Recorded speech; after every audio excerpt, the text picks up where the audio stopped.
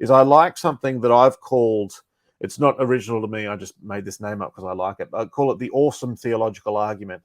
And it's basically, what if you went out one night and everyone all over the world looked up into the night sky, and the stars had arranged themselves to spell out in the language of each local area the first 14 verses of John, for example.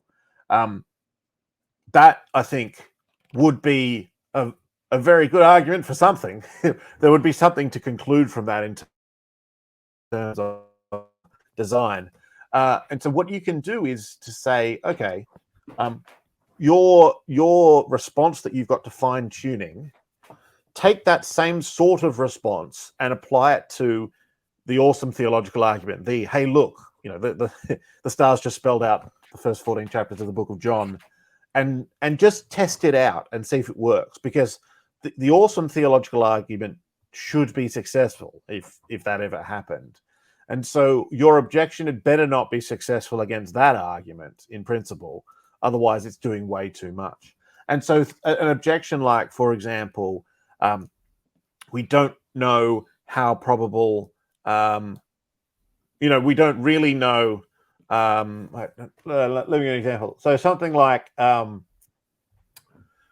not really sure what God would want to do or not want to do. We're not really sure whether God would want to make life, or whether he would like to make black holes, or whether he just likes empty space.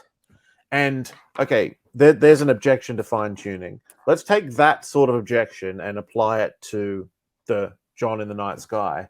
And you'd have to say something like, we're not sure whether God would want to write out the first 14 verses of John, or a bit of Matthew, or maybe some Psalms, or something else. Or and yes, that's in a sense true, but it shouldn't overturn the argument. Whatever improbability there is of not exactly knowing what God might or might not do, you'd better not conclude for that. Therefore, this message in the stars doesn't mean anything. And it's a similar sort of thing.